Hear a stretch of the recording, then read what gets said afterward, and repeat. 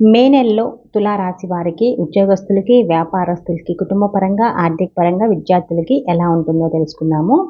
ఉద్యోగస్తులకు మీకు మిశ్రమ ఫలితాలు ఉంటాయి. కెరీర్ పరంగా అయితే ఒత్తిడి ఉంటుంది, పనిభారం ఎక్కువైపోతుంది. మీ ఉద్యోగం లేదా స్థానంలో ఊహించని మార్పు అయితే ఉంటుంది. మీరు కొంత సమయం పాటు వేరే చోట కూడా పనిచేయాల్సి వస్తుంది. ఇది మీకు ఎక్కువగా ఒత్తిడి మరియు పనిభారాన్ని అయితే పెంచుతుంది. ఈ నెలలో కెరీర్‌కి సంబంధించిన ప్రధాన నిర్ణయాలను వాయిదా వేసుకోవడం చాలా మంచిది. మరియు ఓపికగా ప్రయత్నించాలన్నమాట ఏదైనా సరే. కొత్త ఉద్యోగం కోసం ప్రయత్నిస్తున్న వారు వ్యక్తులతో కమ్యూనికేట్ చేసేటప్పుడు జాగ్రత్తగా ఉండండి. ఎందుకంటే మీరు కమ్యూనికేషన్ లేదా ముఖ్యమైన పత్రాలతో కొన్ని సమస్యలైతే ఎదురయ్యే అవకాశం ఉంది. మీరు మీ పై అధికారులతో కొన్ని కమ్యూనికేషన్ సమస్యలు కూడా వస్తాయి మీకు. కొంచెం జాగ్రత్తగా ఉండండి. ఇక ఆర్థిక పరిస్థితి గురించి తెలుసుకుందాం. ఆర్థిక పరిస్థితి సాధారణంగా ఉంటుంది. ఆదాయాలు మరియు ఖర్చుల మధ్య సమతుల్యత ఉండదు. మీరు అనవసరమైన కారణాల కోసం డబ్బు ఖర్చు చేస్తారు. ముఖ్యంగా ఈ నెల అంతా కుజుని గోచారం మరియు సూర్యుని గోచారం అనుకూలంగా ఉండకపోవటం వలన కుటుంబ విషయాల కారణంగా మరియు ఆరోగ్య సమస్యల కారణంగా ఎక్కువ డబ్బు ఖర్చు చేస్తారు.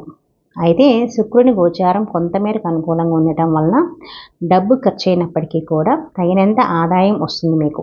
ఆర్థికంగా ఇబ్బంది పడాల్సిన అవసరం ఉండదు. ఆరోగ్యపరంగా చూసుకుంటే సాధారణంగా ఉంటుంది.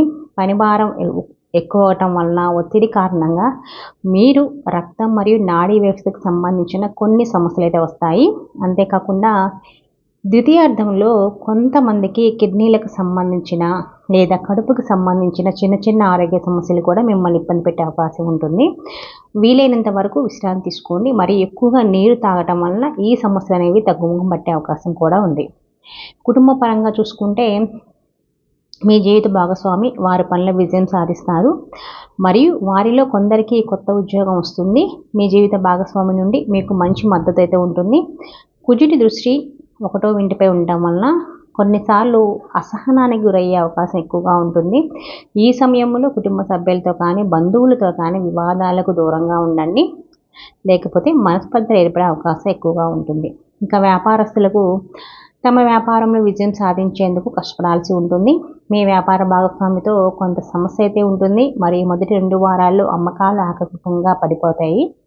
తర్వాత భాగస్వాములు మరియు ఇతర శ్రేయోభిలాషుల మద్దతుతో ఈ మళ్ళీ పెరిగే అవకాశం ఉంటుంది వ్యాపారం అనేది. కాబట్టి మీ వ్యాపారంపై ఎక్కువ దృష్టి పెట్టండి. పెద్ద మొత్తంలో పెట్టుబడి పెట్టకుండా ఉండటం చాలా మంచిది మీకు ఈ నెల. ఇక విద్యార్థులకైతే విద్య కంటే వినోదం పైన ఎక్కువ దృష్టి పెడతారు వీళ్ళు. విద్యార్థులకి సాధారణంగా ఉంటుంది మామూలుగా. మీ అధ్యయనాల్లో మెరుగైన ఫలితాలు పొందడానికి ఎక్కువగా మరియు మీ అధ్యయనాలను ఏకాగ్రతతో ఉంచడానికి ప్రయత్నించుకోండి. వినోదానికి తక్కువ సమయం అయితే కేటాయించండి. ద్వితీయార్థంలో సూర్యుడి గోచరం అనుకూలంగా లేకపోవటం వలన చదువుపై శ్రద్ధ తగ్గుతుంది, చిరాకు ఎక్కువ అవుతుంది. ఈ సమయంలో వీలైనంత వరకు ఓపికగా ఉండటం వలన సూర్యుడు ఇచ్చే చెడు ప్రభావం తగ్గుతుంది మనకి. ఇదే సమయంలో గురువు గోచరం అనుకూలంగా మారటం వలన పెద్దలు గురువుల సహకారంతో చదువుపై తిరిగి మళ్ళీ పట్టు సాధించే అవకాశం ఉంటుంది. మొదటి 2 వారాల్లో సరిగ్గా ఉంటారు. తర్వాత 2 వారాలు బాగానే చదువుతారు.